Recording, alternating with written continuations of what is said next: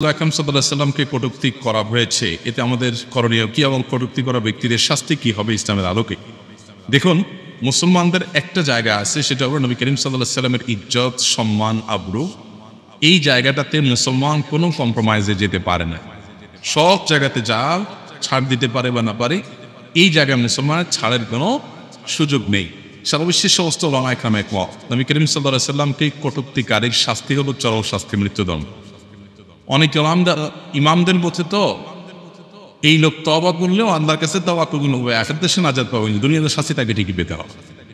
যদিও এর বিপরীত মত রয়েছে যে তওবা করলে আল্লাহ তাআলা তওবা কবুল করবেন সব অপরাধের। বিষয়টা এতটাই জঘন্য যে তওবা করলে আখিরাতে আল্লাহ তওবা কবুল করবেন, আর সে জান্নাতে যাবে না, কিন্তু দুনিয়াতে তার শাস্তি ঠিকই কার্যকর কথা। একটা শক্তিশালী মত রয়েছে আমাদের। তো এই যে ব্যাপারটা, এই ব্যাপারটা প্রমাণ করে যে নবী সাল্লাল্লাহু আলাইহি সাল্লামের অবমাননার বিষয়ে মুসলমান সবচাইতে সিরিয়াস থাকবে। আর ভারতের যে পুরোহিত নবী করিম সাল্লাল্লাহু আলাইহি সাল্লাম সম্পর্কে কটূক্তি করেছে, তার বিরুদ্ধে আমরা দেখেছি যে মুম্বাইতে মানুষ জমায়েত হয়েছে, ক্ষোভে ফেটে পড়ছে। আমাদের দেশ থেকেও আমাদের আওয়াজ তোলা দরকার যে প্রিয় নবী সাল্লাল্লাহু আলাইহি সাল্লামের অবমাননা পৃথিবীর যে প্রান্তেই হোক না কেন, মুসলমান তার জন্য কষ্ট অনুভব করবে এবং তার ক্ষোভের কথা সে প্রকাশ করবে। তার সাধ্য অনুযায়ী সেই অন্যায়কে প্রতিহত করা, এর বিরুদ্ধে প্রতিবাদ করার সে চেষ্টা করবে। এটা আমাদের ইমানের দাবি। নবী সাল্লাল্লাহু আলাইহি সাল্লাম বলেছেন, লা ইউমিনু আহাদুকুম হাত্তা আকুনা আহাব্বা ইলাইহি মিন ওয়ালাদিহি ওয়া ওয়ালিদিহি ওয়ান নাসি আজমাইন। কোনো মানুষের সন্তান, বাবা মা এবং সকল মানুষের চাইতে প্রিয় নবীজি যদি তার কাছে প্রিয় না হয়, সে কখনো পরিপূর্ণ মুসলমান হতে পারে না। এজন্য নবীজি সাল্লাল্লাহু আলাইহি সাল্লাম যে বিশ্ব মানবতার জন্য তার জীবন সবকিছুকে উজাড় করে গেছে, তাকে কটূক্তি করা হবে আর মুসলমান সেটা মেনে নেবে, এটা কিন্তু তিনি হয় না। এই জায়গাটা মুসলমান কোনো ছাড় দিবে না। নবী সাল্লাল্লাহু আলাইহি সাল্লামের ভালোবাসা, এটাই হলো ইমানের মিটার, যার ভিতরে যতটুকু আছে তার ইমান ততটা। অতএব এই ব্যাপারে আমাদের প্রত্যেককে যার যার জায়গা থেকে প্রতিবাদ চালাতে হবে, সোচ্চার থাকতে হবে।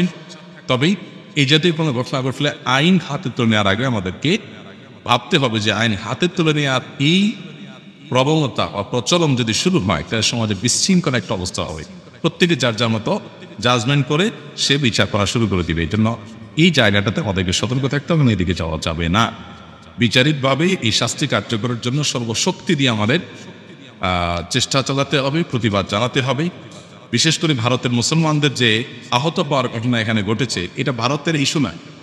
আমরা অনেক সময় মনে করি যে ভারতের ইস্যু, অমুক দেশের ইস্যু, তমুক দেশের ইস্যু, ফিলিস্তিনিদের ইস্যু। গোটা বিশ্বের মুসলমানরা একটি দেহের মতো। কোনো এক জায়গায় যখন আক্রান্ত হবে, অন্যরা কষ্ট অনুভব করবে, এটা মুসলমানদের ইস্যু। আর নবী সাল্লাল্লাহু আলাইহি সাল্লাম যেহেতু ভারতীয়দের যে নবী, আমাদেরও সে নবী মুহাম্মদ সাল্লাল্লাহু আলাইহি সাল্লাম, অন্য কেউ নন। অতএব পৃথিবীর যে প্রান্তে নবী অবমাননা করা হোক, গোটা বিশ্বের সমস্ত মুসলমানদের হৃদয়ে রক্তক্ষরণ হতে হবে।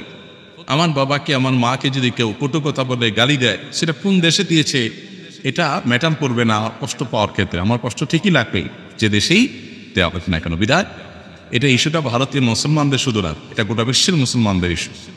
আল্লাহ তাআলা প্রিয় নবী সাল্লাল্লাহু আলাইহি সাল্লামের সম্মান এবং মর্যাদা নিয়ে যারা ছিনিমিনি খেলতে চায়, তাদের দৃষ্টান্তমূলক শাস্তি আমাদের দেখে যাওয়ার তৌফিক দান করুন এবং ভারতের প্রতিবাদকারীদের যেন সফলতা অর্জন করতে পারেন আমরা মনে প্রাণে দোয়া করব। এবং আমরাও আমাদের শান্তিপূর্ণ প্রতিবাদের মধ্য দিয়ে তাদের প্রতি সহমর্মিতা এবং সহমত্ব এটা আমরা প্রকাশ করবো ইনশাআল্লাহ তাআলা।